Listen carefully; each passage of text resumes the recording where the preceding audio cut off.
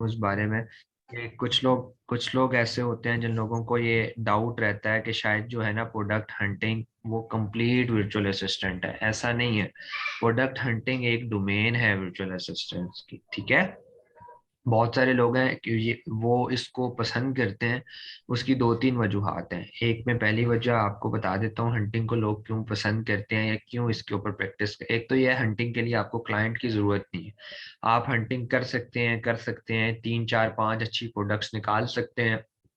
उसके बाद जब आपको क्लाइंट मिलते जाते हैं तो आप उनको सेल आउट करते जाते हैं या किसी इंस्टीट्यूशन को सेल आउट कर देते हैं। लाइक हमारी अल्हम्दुलिल्लाह, मैं आपको बार बार कहता हूँ 3 लॉन्चेस अभी हैं और 3 इंशाल्लाह इंशाल्लाह मार्च के अंदर होंगी। 2 या 3 लॉन्चेस होंगी, ठीक है।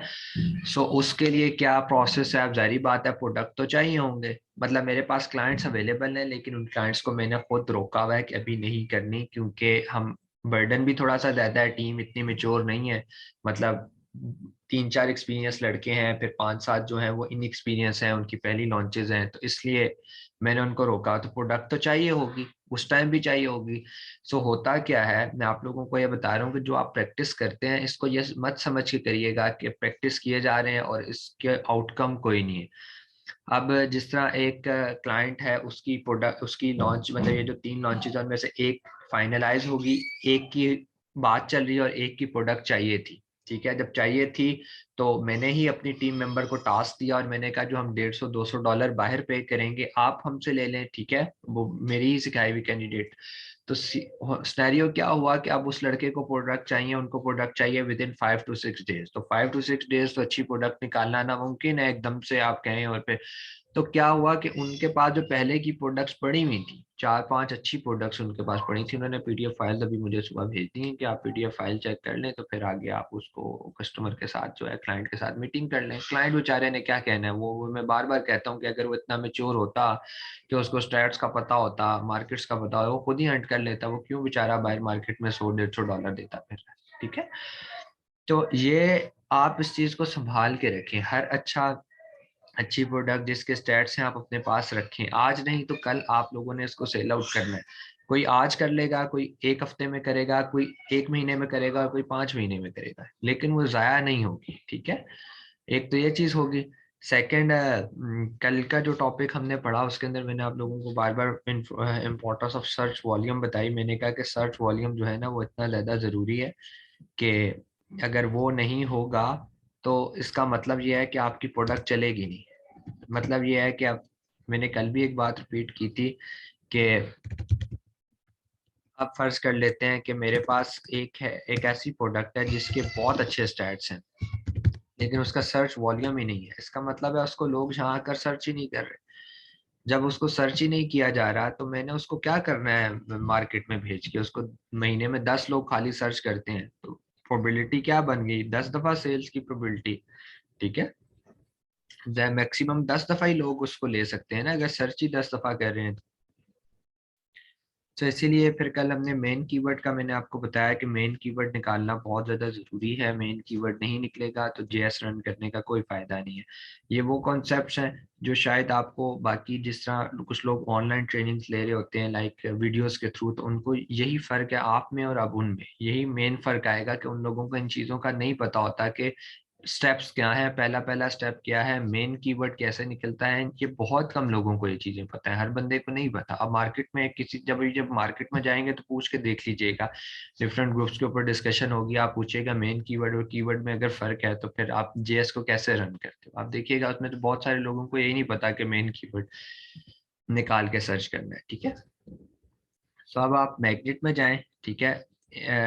जेएस रन करें। जेएस रन करने के बाद आप लोग हम स्टेप्स रिपीट कर लेते हैं ताकि अगर कल किसी को कोई नहीं याद तो हम एक दफ़ा रिपीट कर लेते हैं। पहले मैंने आपको बताया कि आप अमेजोन के सर्च बार में जाएं, यहाँ पर कोई भी अपनी प्रोडक्ट का नाम लिखें, ठीक है। अगर आइडिया है तो वेल एंड गुड है, नहीं आइडिया तो ब्लैक बॉक्स से लेकर लिखते हैं। पहली चीज। सर जी जी। यहाँ पे amazon.com लिखना है या .com.uk या यूएसए लिखना है? और जिस मार्केट में आप सर्च करना चाह रहे हैं उसमें लिखेंगे ना, जिसमें भी सर्च करना। आप यूएसए के लिए प्रोडक्ट लेना चाह रहे हैं तो यूएसए के लिए .com में जाएं, यूके के लिए तो जा फिर रहे हैं सर तो ये यहाँ पे फिर कोड क्यों देना पड़ता है, पोस्टल कोड या जिप कोड जो होता है? जब यूके में खोल लिया है उसको, मार्केट यूके की खोल लिया, तो फिर यहाँ से डिलीवरी टू जहाँ पे लिखा हुआ है, यहाँ पे क्यों आके देना पड़ता है पोस्टल इसलिए को? ये मैंने बहुत बेसिक सवाल है और इसका मैंने बहुत डिटेल आंसर अपने पहले सेशन में दिया था जब मैं ये बता रहा था कि मैं दोबारा दे देता हूँ। देखें, जब आप यूके की मार्केट के अंदर स्टोर्स सर्च कर रहे हैं, जब आपने यूके की मार्केट ओपन किया तो यहाँ पर जितने स्टोर्स आ रहे हैं वो यूके के आ रहे हैं, ठीक है ना। जितने स्टोर्स आपको शो हो रहे हैं ये यूके में है, ये बात कंफर्म होगी है। ये अभी हमने .com खोला हुआ है ना, ये अमेरिका में है, ये यूके में नहीं है, ठीक है। एक तो ये चीज होगी। पोस्ट अब वहां पर जो स्टोर्स ओपन है, अगर हम डिलीवरी टू पाकिस्तान ही रखेंगे तो सिर्फ वो ही स्टोर नीचे शो होंगे जिनका ग्लोबल सेलिंग का फंक्शन ओपन है। मैंने आप लोगों को बहुत डिटेल में बताया था ग्लोबल सेलिंग का फंक्शन क्या होता है। समराइज करके बता दूं तो ये होता है कि अगर एक स्टोर ग्लोबल सेलिंग का फंक्शन ओपन कर देता है, इसका मतलब है वो all over the world delivery कर रहा है। वो सिर्फ यूएसए के अंदर नहीं कर रहा, all over the world delivery कर रहा है। ठीक हो गया, ठीक हो गया। लेकिन अब इसका हर स्टोर ने ग्लोबल सेलिंग का फंक्शन ओपन नहीं किया होता। अब अगर आपने यहाँ पर डिलीवर टू पाकिस्तान चेंज किया तो नीचे सिर्फ वो स्टोर शो हो रहे होंगे, टॉप 10 के अंदर भी और आगे भी सिर्फ वो स्टोर शो हो रहे होंगे जिनका ग्लोबल सेलिंग का फंक्शन ओपन है। ठीक है, हमारा कंपटीशन अब उनके साथ हो गया जिनका ग्लोबल सेलिंग का फंक्शन ओपन है। ग्लोबल सेलिंग का फंक्शन क्यों स्टोर्स ओपन नहीं करते, मैंने आप लोगों को बताया था। मैं यहाँ से बैठ के अमेरिका से चीज मंगवाऊंगा, दो मतलब आप यहाँ से अंदाजा लगा लें कि $2.8 की जो चीज है ना, $2.8 पाउंड कह लें चलें, 2 पाउंड की जो चीज है ना, जो 2 पाउंड की थी, सिर्फ मैंने अभी सैंपल मंगवाया, मुझे 43 पाउंड में पाकिस्तान में मिली। 41 पाउंड महंगा, तो मैं क्यों मंगवाऊंगा भाई पाकिस्तान में यूके से बैठ के। एक्स्ट्रा पैसे मेरे पास आए हुए हैं कि मैं ₹2 की चीज के ऊपर 41 रुपए में मैं मंगवा रहा हूँ, नहीं करूंगा ना। तो स्टोर वालों का इसमें नुकसान क्या होता है अगर वो ग्लोबल सेलिंग का फंक्शन ओपन कर लेते हैं, कि उन्हें हर मंथ $40 पे करने होते हैं अमेजोन को, चाहे आपको ऑल ओवर द वर्ल्ड से ऑर्डर आए या नहीं आए। तो इसीलिए ग्लोबल सेलिंग का फंक्शन बहुत सारे स्टोर्स ओपन ही नहीं करते। हम लोग भी जा रहे हैं मार्केट में, जब भी जाते हैं हम लोग ग्लोबल सेलिंग का फंक्शन ओपन नहीं करते, ठीक है। सो अगर यहाँ से डिलीवर टू पाकिस्तान रखेंगे तो नीचे वही स्टोर्स आएंगे जिनका ग्लोबल सेलिंग का फंक्शन ओपन है। उनके साथ तो हमारा कंपटीशन ही नहीं है, हमारा कंपटीशन तो उनके साथ है जिनका नहीं ओपन। तो उसको हम कवर अप करने के लिए यहाँ लिखते हैं न्यूयॉर्क। मतलब अब यहाँ पर जैसे ही हम न्यूयॉर्क का पोस्टल कोड डाल दिया, नीचे वही स्टोर्स ओपन हो रहे हैं जिनका ग्लोबल सेलिंग का फंक्शन ओपन नहीं है, वो सिर्फ न्यूयॉर्क के अंदर डिलीवर कर रहे हैं। ठीक हो गया, समझ आ गई आप लोगों को। और इफ इसमें कुछ लोगों की राय ये है कि जब आप यहाँ डिलीवर टू पाकिस्तान, ये डिलीवर टू न्यूयॉर्क भी लिखते हैं, तब भी कुछ स्टोर्स ऐसे शो हो जाते हैं जिनके ग्लोबल सेलिंग का फंक्शन ओपन है। कुछ कुछ लोगों की, कुछ एक्सपर्ट्स की ये राय है कि उन्होंने चेक किया है और री चेक किया है, तो कुछ स्टोर्स ऐसे होते हैं जो ग्लोबल।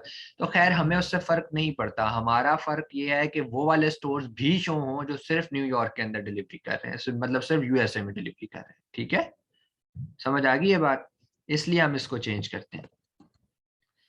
अब टॉपिक की तरफ वापस चलते हैं कि एक तो ये मैंने आप लोगों को बता दिया कि पहला स्टेप हम लोगों ने यहाँ लिखा Amazon.com पे कि वहाँ जाके हमने किचन ग्लव, और ये फिर मैं रिपीट कर रहा हूँ, ये बात याद रखना, अगर यूके की मार्केट की ये ना हो कि .com की प्रोडक्ट सर्च की उठा के क्लाइंट को दे दें यूके की मार्केट के लिए। तो ये सारी चीजें आप लोगों ने, मैंने पहले लेक्चर में भी बताया कि नोटिस करके रखनी। अच्छा, सेकंड चीज अब आप लोगों को समझाता हूँ। उसमें यह है कि पहला स्टेप ये हो गया कि आप लोगों ने Amazon.com या .co जिस पर भी आए और उसके बाद आके आपने अपने प्रोडक्ट का नाम लिखा, नहीं आइडिया आ रहा ब्लैक बॉक्स से आइडिया ले लें और उसके बाद यहाँ सर्च कर लें। सर्च करने के बाद पहला स्टेप कंप्लीट हो गया। किसी और ऐड, किसी भी ऐड पर क्लिक करें जो स्पॉन्सर्ड नहीं हो, कोशिश करें उसके ऊपर क्लिक करें, एसएन कॉपी करें, एसएन कॉपी करके सेरिब्रो के ऊपर डाल दें। स्टेप नंबर 2 कंप्लीट हो गया। स्टेप नंबर 3 के अंदर मैंने आप लोगों को बताया था कि आप लोगों ने उसको सॉर्ट कर लेना है सारे कीवर्ड्स को और मेन कीवर्ड फाइंड आउट करना। वो आपको पता है मेन कीवर्ड कैसे फाइंड आउट होता है। मेन कीवर्ड फाइंड आउट करने के बाद थर्ड कंप्लीट हो गया, फिर चौथे पे जेएस चला दें और जेएस के स्टार्ट इस तरह मैच करें। मतलब ये स्टेप्स हैं 4-5, ठीक है। इनको आप लोगों ने इसी तरीके से चलाना है, ठीक है। जब प्रोडक्ट ने, अब गौर से सुनिएगा, मैग्नेट का क्या काम है, बस आज का टॉपिक इतना सही है कि मैग्नेट का क्या काम है उसको कैसे देखना है। जब जीएस के क्राइटेरिया से वो प्रोडक्ट पास हो गई तो आप लोगों ने मैग्नेट के अंदर आना है। मैग्नेट और सेरिब्रो के अंदर बहुत मेन फर्क है जिसको लोग कंफ्यूज कर जाते हैं, और लोग ये समझते हैं कि जो इनपुट है, सेरिब्रो को आपने इनपुट क्या दी थी, क्या इनपुट दी थी, एसिन दिया था ना, एसिन दिया था, तो इनपुट क्या होती है, उसको क्या देना, और आउटपुट होती है वो आपको क्या दे रहा है, वो फंक्शन आपको क्या दे रहा है। सो इनपुट आपने सेरिब्रो को क्या दी थी, आपने दिया था एसिन, ठीक है। आउटपुट में उसने आपको उसी लिस्टिंग के अंदर से जिसका एसिन था उसी का टाइटल उसी की लिस्टिंग के अंदर से कीवर्ड्स निकाल के दे दिए। लेकिन मैग्नेट क्या करता है, मैग्नेट इनपुट में मेन कीवर्ड लेता है। वो मेन कीवर्ड कहां से निकला होता है, सेरिब्रो से। सेरिब्रो से आपने मेन कीवर्ड फाइंड आउट किया होता है अमेजोन पे जाके, जिस तरह मैंने बताया है। जेएस चलाते हो, जेएस चलाने के बाद जेएस का क्राइटेरिया पास होता है, तो वही मेन कीवर्ड जो आपने यहाँ लिखा था सेरिब्रो के बाद, जिसके ऐड सारे सेम थे, वो आपने उठा के मैग्नेट को यहाँ पर देना होता है। ठीक हो गया, ये देख रहे हैं। सेरिब्रो यहाँ पर क्या कह रहा था कि एसिन दें, मैग्नेट क्या कह रहा है, इंटर वन कीवर्ड। समझ आ गई। तो ये मेन डिफरेंस है। कुछ लोग यहाँ पर कंफ्यूज हो जाते हैं और आकर कहते हैं मुझे यार कि अहमद भाई यार ये मैग्नेट और सेरिब्रो तो सेम है। मैं कहता हूँ कैसे सेम है, एक एसिन ले रहा है एक कीवर्ड ले रहा है, दोनों सेम हो सकते हैं? पहले तो इनपुट ही दोनों की सेम नहीं है। तो आपने यहाँ पर ये देने के बाद गेट कीवर्ड कर देना है, ठीक है। आप अपना मेन कीवर्ड दे दें, मेन कीवर्ड के बाद गेट कीवर्ड कर दें। अब गेट कीवर्ड करने के बाद आपने कौन सी चीज देखनी है, बस उस पर फोकस कीजिएगा, पहली बात। और सेकंड बात यह है कि आप लोगों को मैग्नेट एक और बहुत अच्छी अपॉर्चुनिटी देता है, जो अपॉर्चुनिटी मैंने, मेरी टीम ने, जब हम काम करते थे, बच्चे थे, लाइक आगाज था, तो हम लोग डिफरेंट तरीके से आइडियाज जनरेट करने की कोशिश करते थे। लाइक हम कहते थे यार हम ये किचन ग्लव जाकर लिख दिए, अब क्या लिखूं, अब क्या लिखूं, अब क्या लिखूं, अब क्या लिखूं, करते करते करते आइडियाज खत्म। फिर ब्लैक बॉक्स पे गए, ब्लैक बॉक्स से आइडिया जनरेट करना शुरू किया, ब्लैक बॉक्स के आइडियाज भी खत्म हो गए, मजा नहीं आ रहा। तो जब मजा नहीं आ रहा तो फिर हमने एक और टेक्निक डेवलप की थी आइडिया जनरेट करने के लिए, जिससे हमने मैग्नेट की हेल्प ली थी। ये बहुत कम लोगों को पता है। यही वो चीजें होती हैं जो आप जब किसी इंस्टीट्यूट या किसी अदारे से सीखते हो ना, तो आप लोगों को यही एज होता है उन लोगों के मुकाबले में जो लोग किसी प्रॉपर ट्रेनिंग से गुजर के नहीं आए होते। ठीक है, सो आप लोगों ने बातें याद रखनी है। ये चीजें नहीं याद रखेंगे तो फायदा कोई नहीं, आप भी उसी जगह पर खड़े होंगे जिस जगह पर वो खड़े हुए। ठीक है, होगा क्या, आपने कीवर्ड डाल दिया, यहाँ पर कीवर्ड डाल दिया। अब हम स्टडी करना शुरू करते हैं। पहली बात, ये किचन ग्लव ऊपर आपका मेन कीवर्ड आ गया, ये देख रहे हैं, ये मेन कीवर्ड आ गया। ये वो सर्च वॉल्यूम है जो 5000 से ऊपर होना चाहिए है, ये वो सर्च वॉल्यूम है। मेन कीवर्ड जब देखें, जब आप सेरिब्रो पर लिखते हैं, आपने कल लिस्टिंग अगर डाली है तो देखा होगा सर्च वॉल्यूम वो भी बता रहा होता है, उस सर्च वॉल्यूम पे हमने बिलीव नहीं करना, हमने लाना है मैग्नेट का सर्च वॉल्यूम। तो वही मेन कीवर्ड जब हम अमेजोन पे पेस्ट करेंगे, जेएस चलाएंगे, जेएस चलाने के बाद जेएस का क्राइटेरिया पास हो गया, वही कीवर्ड कॉपी पेस्ट करके मैग्नेट को दिया और सर्च किया, तो मैग्नेट ने हमें ये रिजल्ट्स दे दिए। ठीक है, स्टडी इसका करना। मतलब सर सिर्फ कि सेरिब्रो से सिर्फ मेन कीवर्ड ही फाइंड होता है, हाँ, वो सर्च वगैरह नहीं। बिल्कुल सेरिब्रो से सिर्फ मेन कीवर्ड फाइंड आउट होता है। ठीक है, सेरिब्रो से सिर्फ मेन कीवर्ड फाइंड आउट होता है। सेरिब्रो हमें लिस्टिंग में हेल्प करेगा। जब हम लिस्टिंग में पहुंचेंगे तो मैं आपको बताऊंगा कि लिस्टिंग कैसे आप लोगों ने करनी है। ठीक है,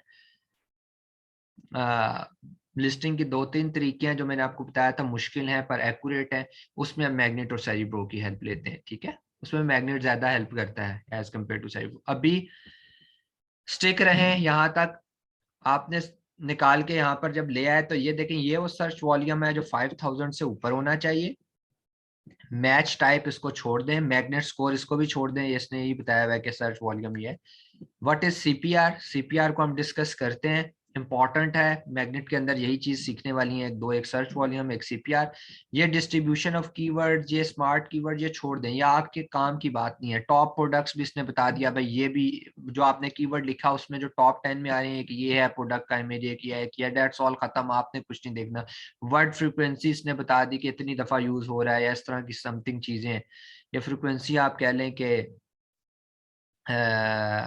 आप नंबर ऑफ यूजेज कह लें, या एक ये कह लें कि कितनी दफा रिपीट होता है एक वर्ड इन टॉप के एड्स में। लाइक ग्लव जो है वो 781 दफा रिपीट हुआ है डिफरेंट एड्स में। लेकिन टॉप प्रोडक्ट्स थी ना, डिफरेंट इसकी लिस्टिंग है, इसकी लिस्टिंग अलादा है, इसकी अलादा है, इसकी अलादा है। तो इनकी लिस्टिंग में जो फ्रीक्वेंसी है ग्लव की वो 781 है। तो इस इन चीजों को, ये चीजें अच्छी हैं, ले बहुत अच्छी हैं। ये आपको दे रहा है बेसिकली कि अगर आपने लिस्टिंग क्रिएट करनी है तो यार आप ना इन वर्ड्स की हेल्प ले सकते हो। ये बेसिकली आपको ये इंडिकेट कर रहा है। लेकिन हम जो लिस्टिंग करना सीखेंगे वो इससे मुश्किल लिस्टिंग होगी। एक दफा आपने वो लिस्टिंग सीख ली, उसके बाद आप साल बाद, 1.5 साल बाद इस काबिल होंगे कि आप वर्ड फ्रीक्वेंसी और यहाँ कोई देखकर लिस्टिंग बना सकते होंगे। अभी नहीं, अभी जैसे मैं सिखाऊंगा आपने वैसे ही करना है, ठीक है। अच्छा, ये काम कंप्लीट हो गया। अच्छा, इस काम कंप्लीशन के बाद हम यहाँ पर आ जाते हैं नीचे सीपीआर के ऊपर। What is CPR? सीपीआर कहते हैं सेरिब्रो प्रोडक्ट रैंक, या सेरिब्रो फॉर्मूला भी इसको कहते हैं, लेकिन आप इसको सेरिब्रो प्रोडक्ट रैंक कह लें। CPR stand for cerebro product rank. यहाँ गूगल पे आप लिखेंगे तो भी आप लोगों को मिल जाएगा, ठीक है। हम लिख के देख लेते हैं ताकि कंफ्यूजन निकल आए। यही होगा, सेरिब्रो प्रोडक्ट रैंक ही होगा, ठीक है। एक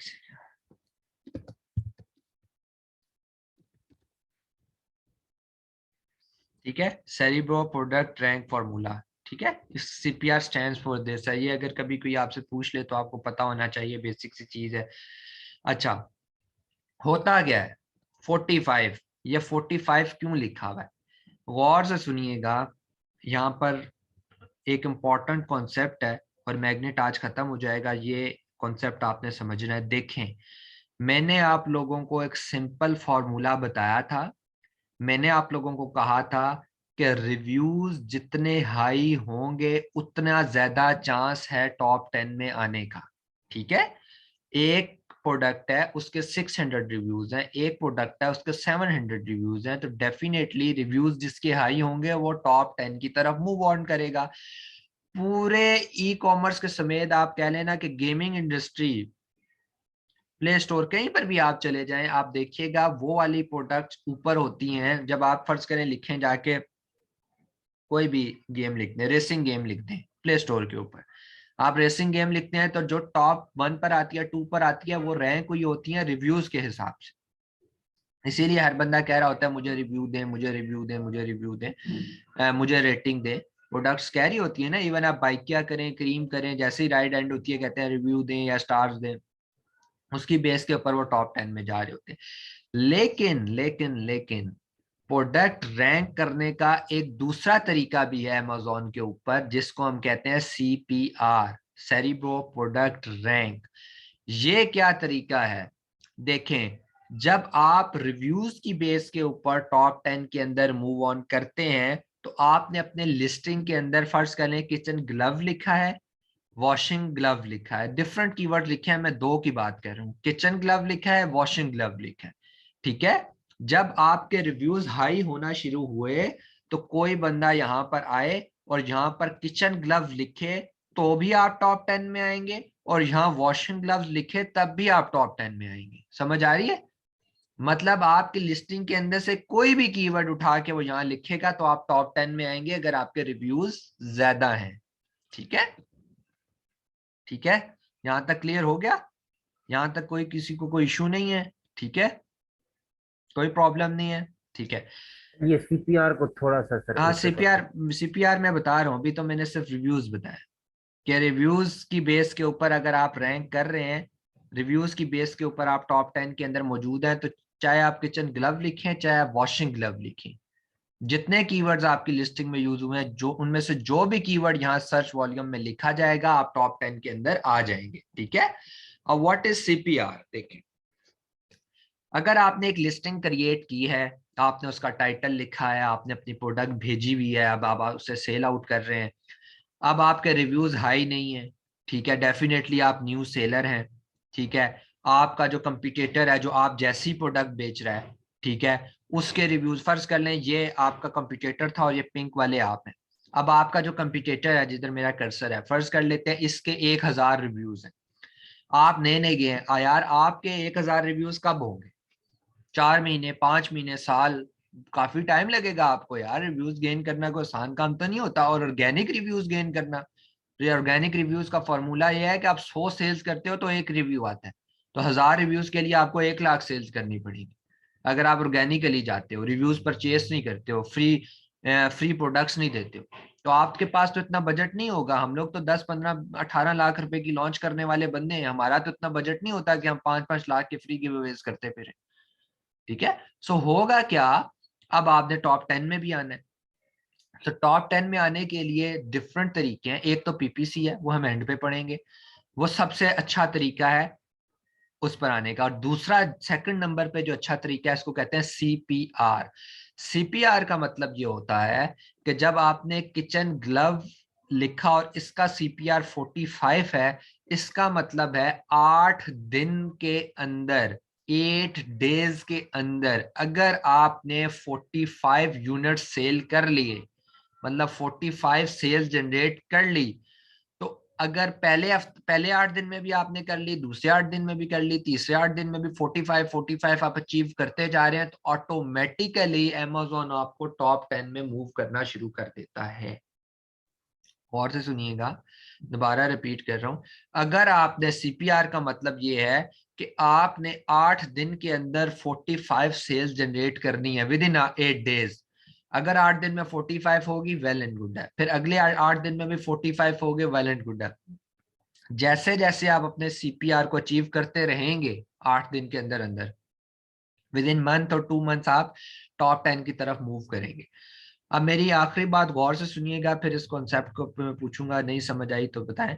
गौर से सुनिएगा, फिर मुझसे कुछ लोग सवाल करते हैं और जिन लोगों को की कंफ्यूजन लेवल जो है वो बढ़ जाता है, वो ये पूछते हैं कि अहमद भाई यार, अगर रिव्यूज की बेस पर भी टॉप 10 में जा रहे हैं और सीपीआर की बेस पर भी टॉप 10 में जा रहे हैं, तो रिव्यूज में 1 साल लग जाएगा और सीपीआर में आप कह रहे हैं 2 ढाई महीने में हम टॉप 10 में आ जाएंगे, तो फर्क क्या हो गया दोनों में?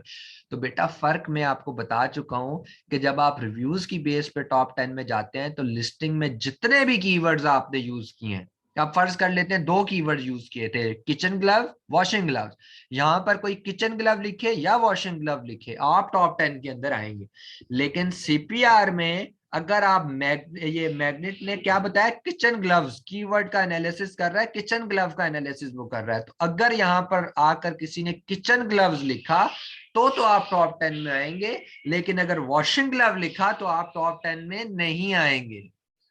ये फर्क है सीपीआर की रैंकिंग में और रिव्यूज की रैंकिंग में। समझ आ गया आपको ये बात?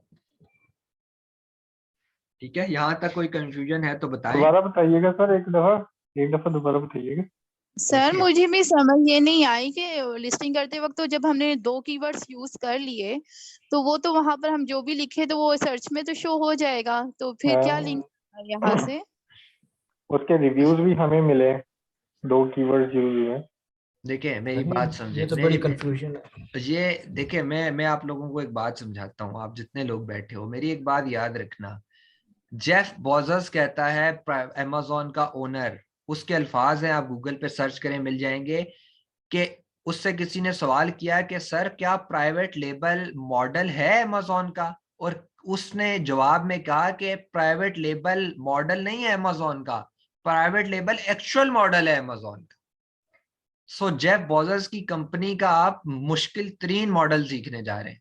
तो ये इतना आसान नहीं है। जो लोग ये कहते हैं ना कि वीडियोस देख के हम लोगों ने, हमें हिफ्ज हो गया प्राइवेट लेबल और हमारी सर्विस ले लें, बेटा ये बहुत मुश्किल काम है। या आप यहाँ से अंदाजा लगा लें कि अभी आपको किचन, ये सिर्फ रैंकिंग समझने में कितनी मुश्किल हो रही है, तो आगे कितना ये मुश्किल कोर्स होगा। इसीलिए आपको 400-400 और 500-500 डॉलर गोरे दे रहे हैं और ऑफर करते हैं कि हमारा अकाउंट संभाल। ठीक है, तो मेहनत करनी है, मैं रिपीटेडली समझाता हूं, लेकिन आप लोगों ने ये नहीं करना कि नहीं समझ आ रही तो कोई बात नहीं, आगे चले जाते हैं, समझोगे फिर आगे चलेंगे। ठीक है, मैं रिपीटेडली समझाता हूं, देखें एक सेकंड। हाँ जी, देखते हैं, देखें पहले हम रिव्यूज को समझने की दोबारा से कोशिश करते हैं, उसके बाद हम इसको समझेंगे सीपीआर को, क्योंकि रिव्यूज ना समझ आए तो सीपीआर नहीं समझ आएगा। देखें, आप लोग एक प्रोडक्ट लिखिए, आपने किचन ग्लव यहाँ जाके अमेज़न के ऊपर जाकर लिखी, ठीक है। यहाँ पर लिखने के बाद आपने इंटर दबाया, एक मैं कस्टमर हूँ, मैंने इंटर दबाया, जनाब प्रोडक्ट्स यहाँ आ गई। अब मुझे बताएं कि सारे लोग ये किचन ग्लव बेच रहे हैं, सारे ढेर लगा हुआ है, ये देखें ये भी है। अभी पेज 7 तक मैं जा सकता हूँ, उससे भी आगे जा सकता हूँ, पता नहीं कितने हैं, फर्ज कर लें 1000 लोग किचन ग्लव बेच रहे हैं। अब मुझे बताएं कि यहाँ पर 1 पर कौन आएगा, 2 पर कौन आएगा, 3 पर कौन आएगा, ये कौन डिसाइड करेगा? ये कौन जिसकी डिसाइड? रैंकिंग हाई होगी। रैंकिंग कैसे हाई Amazon होती है? करेगा रैंक रिव्यूज से। अमेजोन, रिव्यूज के थ्रू। हाँ अमेजोन अपनी मर्जी से नहीं डिसाइड करता, इसके लिए जंग लड़ी जाती है जिसको हम रिव्यूज कहते हैं, जिसके रिव्यूज सबसे ज्यादा हाई होंगे। और मैं आप लोगों को समझा रहा हूँ कि अभी आपने इसके पास टिक करना है। उसके बाद मैं आप लोगों को एक और ऐसी चीज बताऊंगा, अगर आप लोगों को चीज समझ आ गई हुई, उसका जवाब आप लोग मुझे देंगे। इसी को क्रिएटिविटी कहते हैं। अगर आप लोग उसका जवाब नहीं दे सकते तो आप उसका जवाब सर्च करके ला कर देंगे मुझे, ठीक है? गौर से सुनिएगा। नंबर 1 पर ये है, नंबर 2 पर ये है, नंबर 3 पर ये है। ये सब कैसे जा रहे हैं? ये सब जा रहे हैं जिसके रिव्यूज हाई हैं वो सबसे ऊपर, फिर रिव्यूज वाला 2nd नंबर पर, फिर रिव्यूज वाला 3rd नंबर पर, ठीक है? अब गौर से सुनिएगा। अब अगर ये रिव्यूज की बेस पर यहाँ रैंक हुआ है, मतलब इसका रिव्यूज सबसे ज्यादा है, इसीलिए ये इधर अगर बैठा हुआ है, तो इसने अपनी लिस्टिंग के अंदर यार सिर्फ किचन ग्लव तो नहीं यूज किया ना। कल हमने किया था कितने 11,000 कुछ वर्ड्स यूज हुए थे कीवर्ड, ऐसा ही था ना। हम इस दाशाह को निकाल भी दें, सब कुछ खत्म भी कर दें, तब भी 100 कीवर्ड्स तो इसने यूज किए थे अपनी प्रोडक्ट से रिलेटेड। तो क्या मैं यहाँ पर जब किचन ग्लव लिखूंगा तो ही से ऊपर आना चाहिए? यहाँ वॉशिंग ग्लव भी इसने यूज किया हुआ है, अगर मैं वॉशिंग ग्लव लिखूंगा तो क्या ये नहीं आएगा? इसको आना चाहिए, इसके रिव्यूज सबसे ज्यादा हैं, चाहिए वॉशिंग ग्लव भी लिखूं, आना चाहिए ना, आएगा। आना चाहिए ना। देखें मैकेनिज्म के मुताबिक इसको आना चाहिए, ये मैकेनिज्म है अमेजोन का, ठीक हो गया? अमेजोन का भी और बाकी भी सारे प्लेटफॉर्म्स का, एप्पल स्टोर ले लें, प्ले स्टोर ले लें, कोई भी। यहां तक समझ आ गई? क्या मैंने किचन ग्लव लिखा या मैंने वॉशिंग ग्लव लिखा, ये यहाँ पर मौजूद रहेगा, ठीक है? अब मैं न्यू सेलर हूं, ठीक है, मैं न्यू सेलर हूं, मैं आ गया यार, मैंने भी किचन ग्लव बेचना शुरू कर दिया। अब हो क्या रहा है, मैं भी किचन ग्लव बेच रहा हूँ, ये भी किचन ग्लव बेच रहा है। अब मैं यहाँ बैठा हूँ 100वें नंबर पे, कहीं यहाँ मैं नीचे जाकर यहाँ कहीं बैठा हूँ, ये ऊपर बैठा हुआ है, इसके रिव्यूज हैं 1000, मेरे रिव्यूज हैं 0। अब मैं कैसे इसको कम्पीट करूं? अब मैं कैसे इसको कम्पीट करूं? अगर मैं उसी मैकेनिज्म के ऊपर बात करूं कि यार मैंने रिव्यूज की बेस पे इसको कम्पीट करना है, तो इसके अगर 1000 हैं तो मुझे 1000 से ऊपर लेने, और जब मैं 1000 तक पहुंचूंगा तो इसके 1200 हो जाएंगे, मैं 1200 तक पहुंचूंगा इसके 1300 हो जाएंगे। तो इसका मतलब है मैं तो उसको कम्पीट कर ही नहीं सकता, मैं तो इसकी जगह ही कभी नहीं ले सकता। तो अगर मैं जगह ले ही नहीं सकता तो फिर इसी को बेचने दो भाई, मैं क्यों बेचूंगा कि यार इसी की सेल ज्यादा आएंगी। जारी बात है कस्टमर ने इस ऊपर से टॉप 10 में से ले लेनी है चीज, कौन सा कस्टमर है जो यहाँ नीचे आकर लेगा? खुद सोचे ना। आप भी किसी वेबसाइट के ऊपर जाते हैं, क्या आप उसकी तरफ नहीं जाते जिसके रिव्यूज अच्छे होते हैं, उसकी तरफ नहीं जाते जिसकी रेटिंग अच्छी होती है? तो कंपीट करना बहुत मुश्किल हो जाता है। फिर या तो दूसरा तरीका ये होता है, मैं इतना अच्छा कंपीट करूँ, 10 रुपए की दे रहा है, मैं 7 रुपए की दे रहा हूँ, शायद कोई सस्ता बंदा आके मुझसे भी लेना शुरू कर दे, ऑडियंस गेन। लेकिन इतना मार्जिन होता नहीं है। Amazon is the tough market. ये 10 के अंदर से $2 ही बचा रहा है, ये मैं आपको बता रहा हूँ। अगर कोई $10 की चीज बेच रहा है ना तो प्रॉफिट $2 ही होता है, तो आप 7 की कैसे बेचेंगे? लॉस में तो नहीं बेचने वाले आप, बेचारे के पास भी $2 की मार्जिन है। आप ज्यादा से ज्यादा $1 कम कर देंगे, 9 की बेच देंगे, लेकिन there is no difference between 10 and 9। अगर एक बंदे की रेटिंग अच्छी है, एक बंदे के रिव्यूज अच्छे हैं, तो कस्टमर आपके पास क्यों आएगा? सो अगर कस्टमर नहीं आ रहा और मैं पहली पोजीशन या पहले टॉप 10 में आ ही नहीं सकता, तो मुझे तो फिर चीज ही नहीं बेचनी चाहिए। यहां तक आपको समझ लग गई कि रिव्यूज की बेस के ऊपर अगर किसी ने अपनी पोजीशन पकड़ी हुई है तो वो बहुत स्ट्रॉन्ग पोजीशन है उसके पास। ठीक हो गया? ओके हो गया? देन हम सहारा लेते हैं दो मेन चीजों का। पहले नंबर पर आती है पीपीसी, पे पर क्लिक। दूसरे नंबर पर आता है सीपीआर। पे पर क्लिक हम पढ़ेंगे एंड पर, उसकी मैं आप लोगों को कुछ वीडियो सेंड करूंगा, वो आप देखेंगे, फिर यहाँ आप आएंगे, मैं आपको उसके बारे में समझाऊंगा कैसे होता है वो। वो हम लाइव नहीं कर पाएंगे। वजह उसकी ये है कि पे पर क्लिक की कैंपेन चलाने के लिए आपकी प्रोडक्ट लाइव होनी चाहिए सेलर सेंट्रल पे। सिर्फ सेलर सेंट्रल नहीं हो, वो तो मैं आपको बनाना सिखाऊंगा, लेकिन वो प्रोडक्ट भी लाइव होनी चाहिए। सो आप लोगों को मैं बार बार कहता हूँ, जो लोग 2 4 5 महीने तक मेरे साथ जुड़े रहेंगे, मेरे साथ काम करते रहेंगे, मार्केट के अंदर हिम्मत नहीं हारेंगे। वो कासिम अली शाह कहता है ना कि मुझसे 300 लोग कहते हैं कि हमने अप्लाई किया किसी भी कोर्स में, किसी भी स्किल सेट में, 250 रह गए और 50 कामयाब हुए, तो वो 50 वो थे जिन्होंने छोड़ा नहीं, 250 वो थे जिन्होंने छोड़ दिया। तो अगर आप लोग मेरे साथ रहेंगे तो मैं आपको पे पर क्लिक लाइव भी चलाना सिखाऊंगा, ठीक है। जो हमारी जो अभी लॉन्चेस आ रही हैं उनके अंदर से मैं आपको किसी ना किसी बंदे के साथ अटैच कर दूंगा, जो हमारी टीम का बंदा पीपीसी चला रहा होगा। आप उसके साथ बैठें, उसको सर खाएं, उसको कहें अहमद भाई ने भेजा है, हमें जूम पर लाकर सिखा दो, वो आपको सिखाएगा, ठीक है।